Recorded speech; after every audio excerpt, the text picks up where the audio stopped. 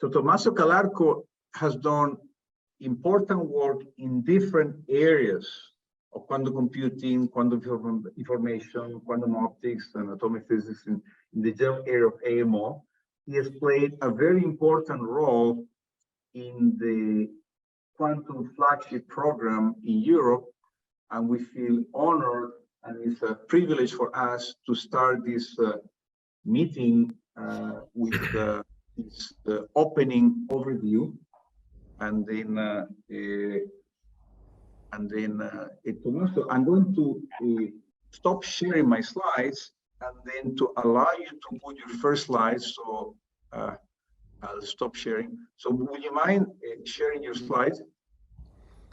Certainly. Let me try to do that. I hope you can see my slides. Yes, we can hear you, and we can everybody hear well and see well there? Yes, so we can see the slides, we can hear. For people attending, if you want to ask a question, you can just put your question in the Q&A. So each talk will be for 30 minutes. There'll be 5 minutes, and then there'll be 5 minutes for question and answer. For the speakers, we will remind them when they have 10 minutes to go, then when they have 5 minutes to go. And I think when they have 2 minutes to go, we'll try to do that also. And then when it's time to stop. So thank you very much. So therefore, the chairman of the session will be, I think, Omololo in the morning. I could do it in the afternoon session because, so therefore, is 30 minutes talk, 5-minute question and answer, and then 5 minutes for the transition here. So therefore, let me give the microphone now to Tommaso, and it's a great honor to have you here, and thank you for being with us. Thanks. Thank you so much. It is really a great privilege and honor for me to be opening this global conference, because I'm especially proud to be able to present some of the ideas we are working on in Europe, especially because there is a strong interest towards international cooperation and extending cooperation to different parts of the world. And certainly there are some specific connections to Africa, but it would be very interesting for our scientific community and also for our funding agencies to extend this, and also for the European Commission. So I will come back to that later on. But first, I wanted to frame a little bit. I mean, this is a scientific conference, so I don't have to explain to you why quantum mechanics is indeed at the basis of today's technologies. And I just want to make one small point, which is the basis of the idea of quantum technologies of the second generation, the second quantum revolution. We already live in the first quantum revolution, in the sense that, lasers, transistors, integrated circuits, all information processing is only possible if you master the laws of quantum mechanics. But the fact is that per bit, you have very many quantum objects, quantum systems going around. Like you have many photons, hundreds, thousands of photons per bit in a light pulse, on optical fibers for the internet. You have hundreds, thousands of electrons per bit at least in a transistor. And now the point is, when we move to the next generation of quantum technologies, that we not only understand the phenomena at the quantum level, but we can also engineer them at the level of individual quantum systems. Yeah. So here we talk about individual photons, electrons, atoms, and molecules, and the idea is that if we manage to manipulate their quantum properties, we can achieve enormous enhancements in different technological applications. And the idea here is not just for academia, for science, but also for industry, for commercial applications. This is a big motivation for the flagship which we have started a few years ago. What are the application areas? This has already been mentioned by Frank, of course, in the introduction. And we see a lot of them, for instance, in terms of time measurement from metrology, ultra-precise clocks, which can be used for navigation systems.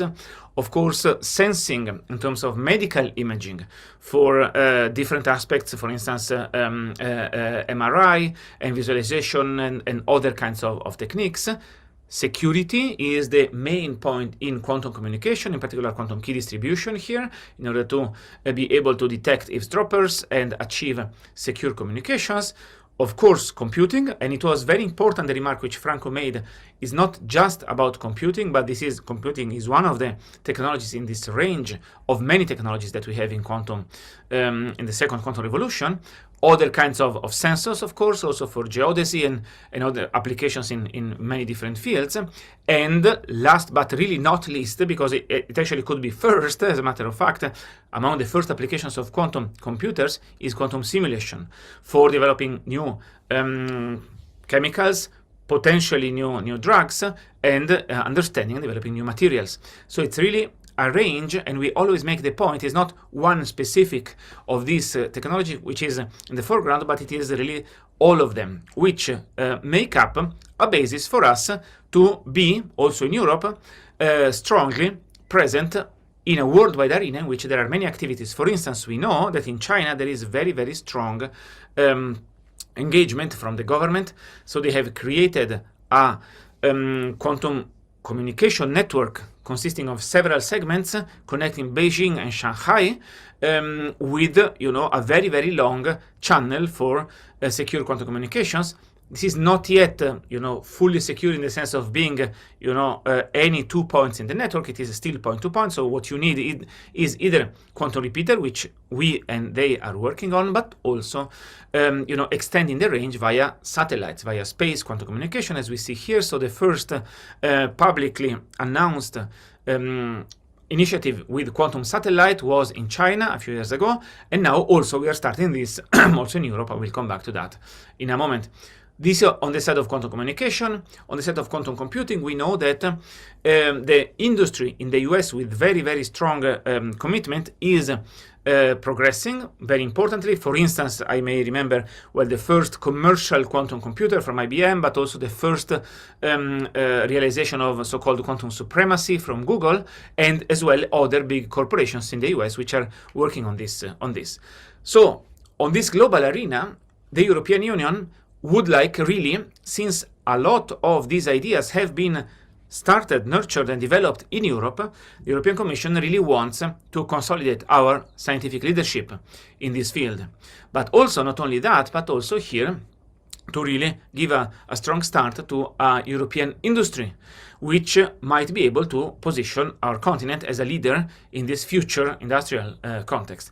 As well as, and here is something again, as Franco mentioned before, which is relevant also for, in particular for this conference, attracting talent. There is a lot of talent outside of Europe, in all continents, one could really say, and we would like to attract that to Europe with different kinds of initiatives. So, according to the areas that I said before, how do we structure our research activities? So there are these 4 application areas: communications, computing, simulation, sensing, and metrology, which I mentioned before. But also, in each of these areas, there are some aspects which are really common to all of those. And this is the aspect of engineering and control, in which, for instance, in control theory, this is where I'm working myself, even though today I will not speak, of course, about that. There is also the aspect of education and training, which again is necessary to bring competent scientists and people also to work in industry in all of these fields. And also the theory aspect, especially developing software, but not only, which again is relevant to all of the application areas. And we should never forget that all of this started and can only survive further if it rests on a very strong basic of basic science. So all of these aspects of the engineering cross-cutting activities, education, training, software, and so on, as well as the more fundamental science level, is what we call scientific and technological resources in our flagship, and this is another 5th area. Now you see that those are the research areas, but there is also implementation. In Europe, we have this program Horizon Europe, which is the framework program for research and innovation, but we also have the Digital Europe program, which is for developing infrastructure. And here we have 2 initiatives, which I will come back to in a moment, which are about a European quantum communication infrastructure, as well as a European quantum computing and simulation infrastructure in the context of the so-called joint undertaking for European high-performance computing. So this is where we take the output, the products from the flagship, and we start deploying them. So how does that work? In the ramp-up phase, which just finished, We had the midterm evaluation, the first midterm evaluation of the flagship a few months ago. So we had about 20 projects in all of these areas, each with specific goals which we set out to achieve. And actually we have achieved a lot of that in this first part. I will come back to that later. But for instance, when we started, there was essentially no startup in Europe, no company producing quantum computers. Now we have several, and we are starting deploying their products. For instance, with the idea of having quantum computers this was the goal that we had. I still have it here because actually we arrived there and actually went beyond that to a good extent. So you see that really we are moving forward in all of these areas. Now the new projects for the next phase, the so-called full phase, the next 5 years until 2027 are being really negotiated now and will start soon. So we cannot yet announce them, but it will be soon the case. And so if we go to the specific areas, the point here is, in the field of quantum communication, when we started this flagship, of course, with the goal of achieving secure communication cryptography for a lot of network applications, there were a few companies, and the market leaders was and still is in Europe, and was a spin-off more than 20 years ago from some European Commission-funded projects. And now, this was still doing, point-to-point terrestrial quantum communication, and the idea of having the, satellite communication was kind of a vision. This was just a cartoon, if you wish, from the group of Anton Zeilinger several years ago. But in the meantime, of course, as I mentioned before, there has been some big progress on global scale towards really realizing this kind of secure quantum communications in space.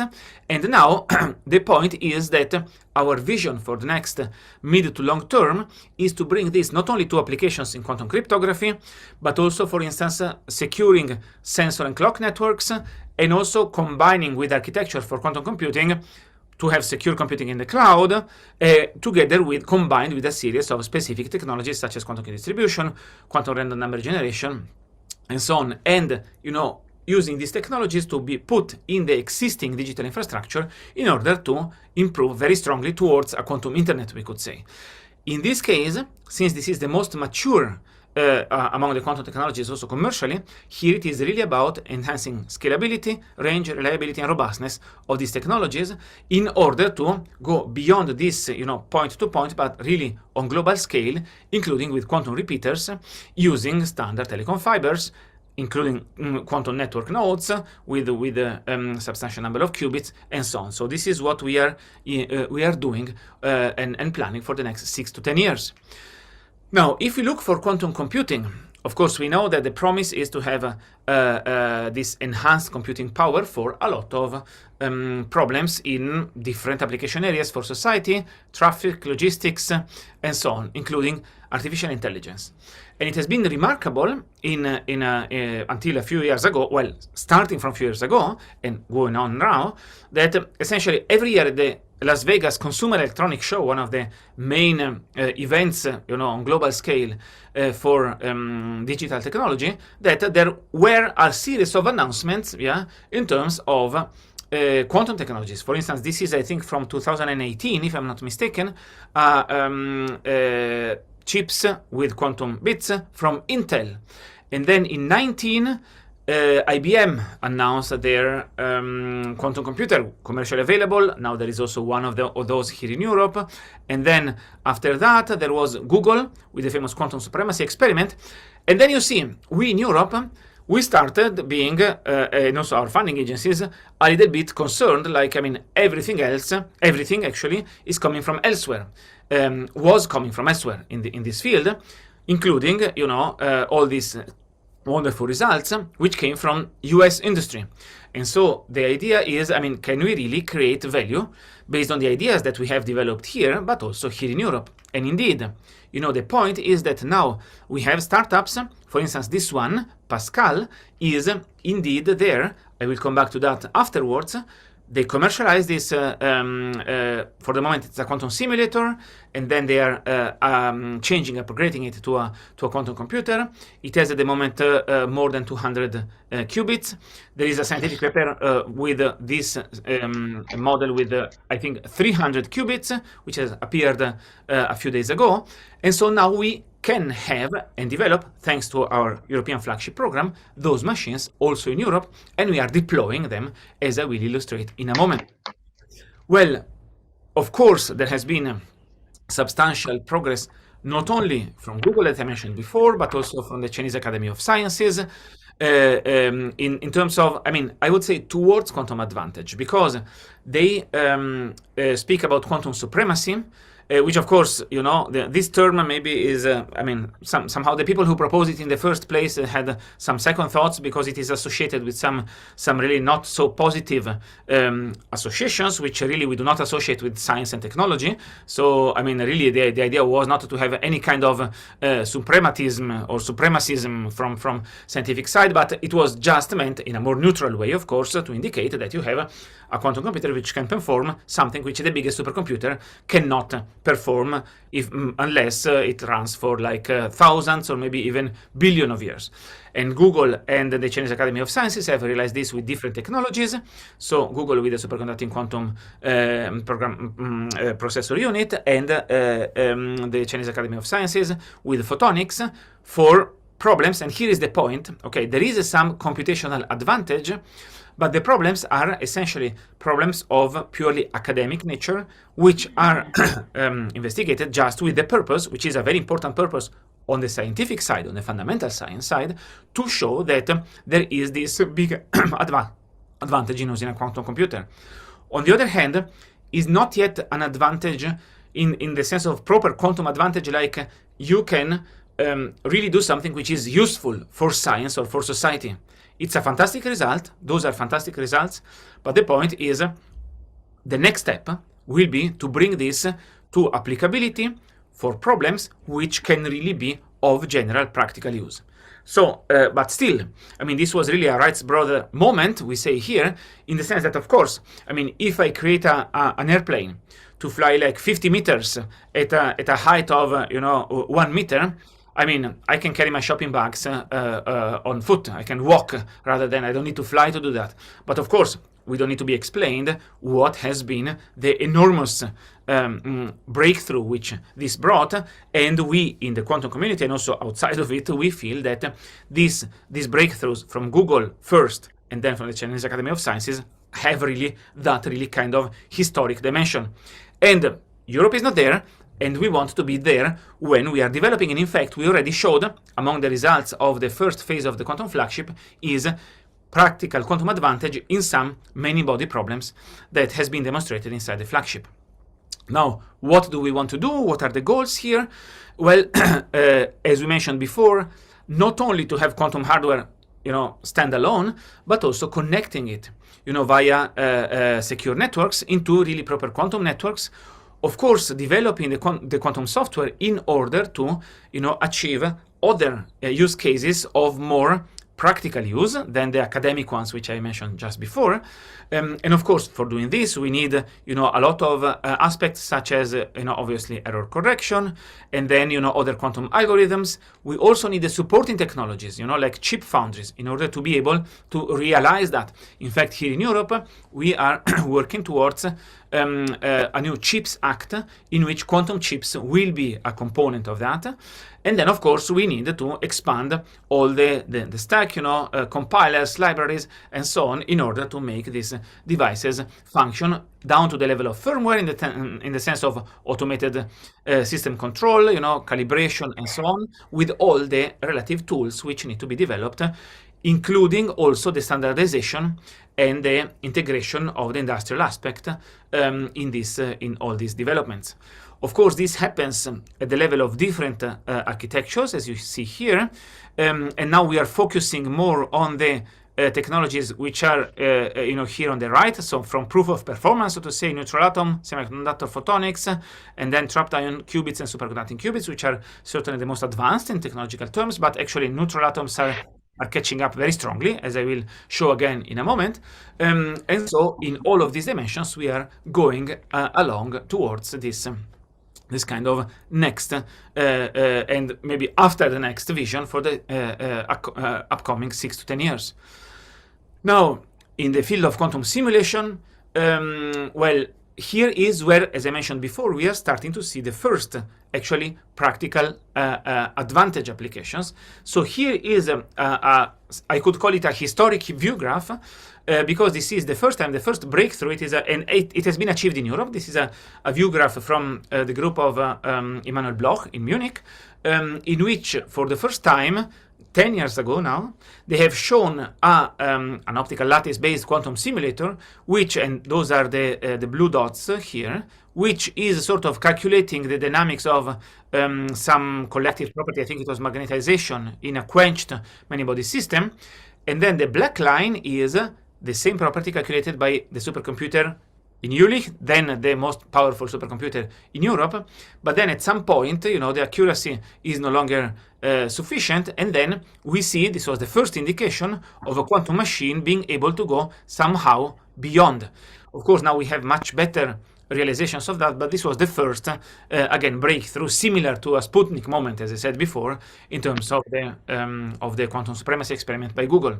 So also here, where do we want to go? Of course, we want to extend the fields of application of this to quantum chemistry, nuclear physics, material sciences, fluid mechanics, traffic optimization, routing, and so on, to offer these in the cloud and to develop a stronger cooperation and really back and forth feedback loop with end users to develop new use cases in order to have more relevant quantum simulators, which can be used in the chemical industry, and in other fields, for instance, in material science. And of course, the software needs to be developed specifically for these devices.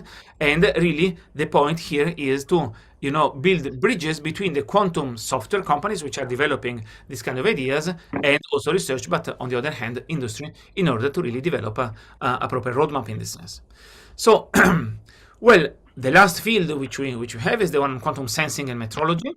And here is really a broader range of applications which go from medical diagnostics. Here we see the first example of an in vitro detection of a single neuron firing in real time via NV center-based quantum sensors. And below is a device from a startup company, Muquans, which is commercializing portable, I mean, not in your pocket, but you need a car or a little truck to bring it around, but it is portable, high precision gravimeter. And so there are a lot of other applications here which can be used and developed based on quantum sensing. And here, so based on this whole variety of applications, from clocks to positioning systems and sensors for temperature, pressure, gravitational fields, magnetic fields, and also applications in microscopy and spectroscopy for medical sciences and also for material sciences. So what we want to do is really to raise the technology readiness level of these devices and bring them to the market. And also here we have had some important successes in the first years of the flagship. We are preparing now, the European Commission is preparing a report, a comprehensive report based on the reviewer reports which they had from all the reviews which are being concluded now, in order really to explain to the world how much has been achieved. But I can tell you that when we met in Paris a few months ago to sort of have a common review meeting of all these projects, everybody was really, because for the first time we really learned broadly the details of what everybody else had achieved, and this was really, seeing all of this together was a really very impressive progress that has been reached via the flagship. So here is a summary of all of the different aspects that we have, including, as I mentioned before, basic science in terms of the foundational challenges which still are there to develop these technologies. And so, I mean, this is in a way the constellation around it. So, there are at the center the 4 fields with some, we could call them moon landings, in order to, achieve the first really output of this technology used for society, and this is of course connected to the research in the framework program Horizon Europe that I mentioned before. We have a strategic research agenda that we keep updating, and we are now in the phase of updating that after the ramp-up phase of the flagship. But of course, there are other programs in the European Commission which are relevant here. For instance, the space program, but also what I mentioned before already, the Digital Europe, which connects to the infrastructure, which I will illustrate in the last 5 minutes of my talk, which are coming now. And also, of course, all the aspect of training and education. And member states of the European Union are very much involved, both in terms of an IRANET consortium of national funding agencies, but also in terms of specific organizations like the European Association of Metrology institutions, EURAMET, which is working obviously on the aspects of sensing and metrology, the European Space Agency with the space program, especially for communication, as we mentioned before. And there are initiatives for international cooperation towards Japan, with the US, also with Canada recently, and as I mentioned before, Quantera, our organization of national funding agencies, is very keen on cooperation also really beyond these borders, including potentially with Africa. And so hopefully there could be some dimension there. Here you see the whole spectrum. From the left, where we have the research aspects, of the quantum flagship, towards, this infrastructure Digital Europe with the programs, which I will illustrate now, as I mentioned in the last few minutes, and also, growing a quantum technology fund with really public investment in startups to finance the growth and, increase of this industry that we are realizing in Europe. So the timeline for this is on the research and innovation side. This is what I mentioned before. Now we are in the technological demonstration phase. Then we will implement towards the end of the decade. In the Digital Europe program, we already have the first quantum simulator pilot. I will mention that in a moment. And also on the European quantum communication infrastructure, we are moving forward. The goal in 2030 is to go really towards a quantum ecosystem. For this, we are creating also pilot lines, on testing and experimentation facilities to really enhance the production capability. And also on the funding side, we are creating this quantum technology fund. Okay, so since I only have 4 minutes, I will skip about these last points, but because I want to focus on these 2 slides on infrastructure. So, which is the quantum computing and simulation infrastructure, EuroQCS. The idea is to combine the first quantum computers coming out of the flagship with the high-performance computers, the supercomputers, which are in supercomputing centers across Europe, in order to be testbed facilities for people who develop hardware in order to connect it to the real world, but also to develop quantum applications and give access, to the different platforms to users, which can develop new use cases. Yeah.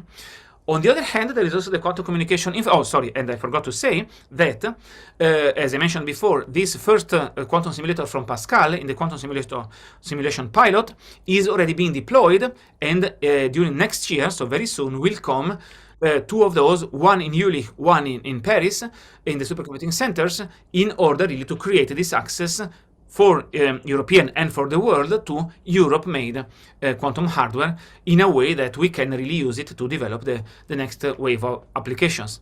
Similarly, in the quantum communication area, we develop a quantum communication infrastructure in which really we want to integrate quantum cryptography into existing communication systems, both at terrestrial and satellite level, in order to develop all this series of applications that we mentioned before, and to create a backbone for the future quantum internet. So I had the privilege last year, and this was really a global, as global as today's conference, a global event, when I had the privilege of presenting the first demonstration of quantum communication infrastructure between 3 different states at the G20 meeting of the Research and Innovation Ministers in Trieste last year. So we connected nodes via, devices from a European, in this case, Italian startup. We connected 3 nodes in Croatia, Slovenia, and Italy. And we, for the first time, performed, it was a concert, which was just a demonstration, which was performed, in a secure way across, as a teleconference between these 3 locations. So, This is something which, of course, needs strong support from industry. So we have created a European Quantum Industry Consortium, which exists since, well, essentially 1.5 years formally, and now is in a situation which I think it grew to a higher number of members than the US counterpart, the Quantum Economy Development Consortium, going through across all of Europe, and soon should be opened also for participation from outside of Europe. So here is, because my time has come to an end, it's almost 9:30, so this is my last slide, the quantum fleet as we have it today.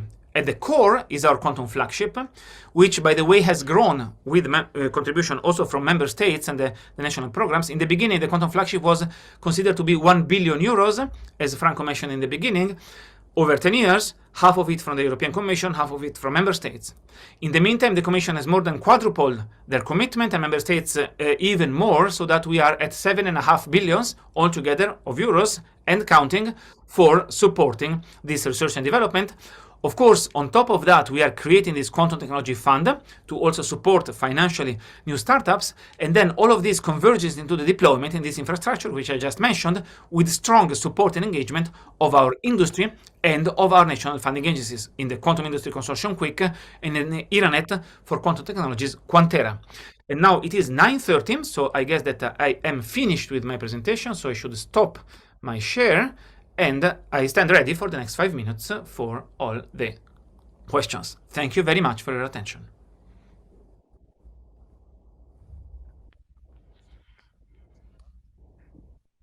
Thank you very much. Thank you very much, Professor Tommaso. So we'll take questions. So I think we'll take questions first from Kigali, and then we'll take questions from online also. So questions from the audience. Does anybody have? Okay.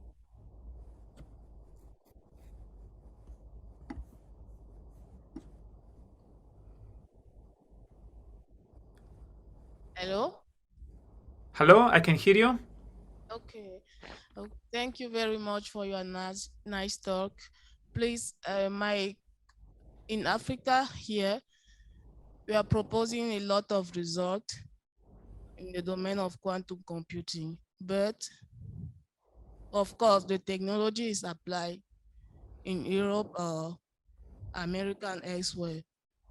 What is your advice for us, African, to develop more the theoretical result we have all the time? And what is your advice for new technology that can be developed in Africa? The start point. Thank you. This is a very central aspect because, I mean, it is, of course, a waste if we have ideas which are developed and not, brought in connection globally for being implemented in, for instance, in industry, but also in science. So one aspect that we learned is very helpful is to bring together the community, the scientific community, and connect, network in terms of having, a common strategy. Like the scientists and the researchers, they have a joint idea where should be the new direction. So what should be done and how to do it and what would be the time. So a research agenda, developing a strategic research agenda, I mentioned that before, is essential. It's the basis for everything. And so I think that it would be very great to have a strategic research agenda, as much as we have one in Europe and in the US and so on, one in Africa that would enable to enter a dialogue with the scientific communities and understand and be aware of what is being done and what can be deployed and used in a positive way. This would be the first step. A second step would be, based on the strategic research agenda, even though it may be sometimes very difficult, to try to get some sort of government support, at least in terms of structures which can connect different universities and perhaps some level of funding for having some specific initiatives which come from the quantum community. And the third step would be then to connect these activities with, for instance, some exchange programs or maybe some joint programs in which groups can connect in collaboration networks, such as we have at European level. They also have in the US. We are starting some form of cooperation. There could be some cooperation networks in which different groups from different continents may come together and develop, and perhaps there could be also financial support really to make this happen. So these would be the 3 points of what I would advise for this very, very important challenge, and thank you for asking that question. Okay, thank you very much, Prof. Tommaso. Online, there are 4 questions in the chat. I don't know, sorry, in the Q&A. I don't know if you see that. I can see them. So let me read them now. And so the first one is main drawbacks in the way towards scalable fault-tolerant quantum computing. Which technologies are more promising? The main obstacles, I would say, are connected to scalability. The next one is realizing quantum error correction in a way that you have some logical qubits which are much better than physical qubits. And the most promising quantum technologies at the moment are the ones which I mentioned before in the right corner. So, of course, the most advanced are ion traps, superconducting qubits, and also neutral atoms. And coming up and very promising are also photonic qubits and semiconductor technologies.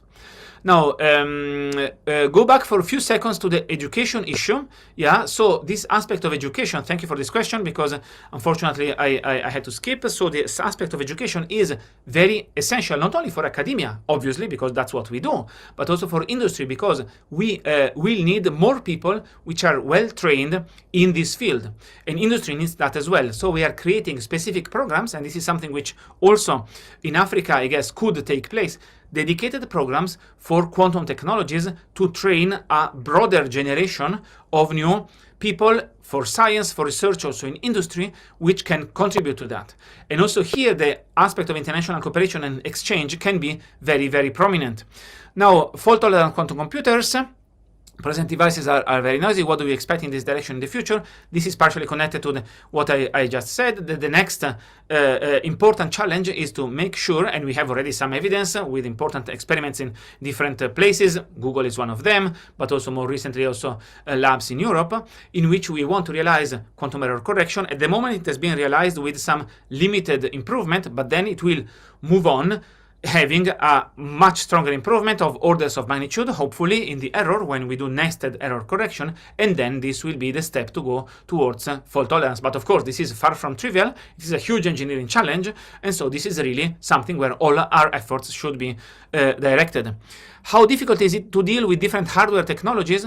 Well, now, yes, in principle, if they are very diverse, it can be difficult to implement and connect them to actual supercomputers, for instance. So this aspect of standardization and developing, interfaces, APIs, if you wish, which can enable the access to different hardware technologies, is one of the challenges that we want to master in this infrastructure we are developing, in order to make it easy, because for a user, it should be the same.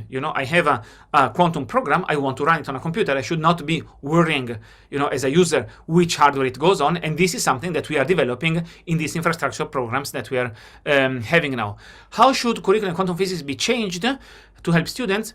I think it should be complemented with some focus on the engineering dimension, of course. So this is something which we are doing in several quantum engineering and quantum technologies masters programs around Europe. Most appropriate application of spin switch and filtering in quantum information industry. I guess the whole field of spintronics, it's obviously very relevant, especially for semiconductor quantum computing. So I would say that the main application area is in the direction of quantum computing. And is there any plan to work together in Africa for the next 10 years? There is a wish from the scientific community. There is no plan yet. And so let's take this opportunity for the first start of the possibility of creating a new research agenda and a new cooperation plan for the next future. I see that I went beyond my 35 minutes, so I guess that I should stop here. Okay. Thank you very much, Prof. So one of the things that we think we can do in Africa is to start, not to start, but to continue with this conference. There are many young people in Africa, and they're very energetic, very intelligent. So we hope that through the past Quantum Africa conferences and this one and the ones that we'll be having, we'll be able to have some guidelines and some plans in how to be able to collaborate together with people in Europe, in the US and in Asia. Okay, so thank you very much again, Professor TOMMASO, CALARCO. We are very grateful for your presentation. Thank you. So let's thank Professor TOMMASO once again. My pleasure. Thank you very much, and good luck with this very exciting conference.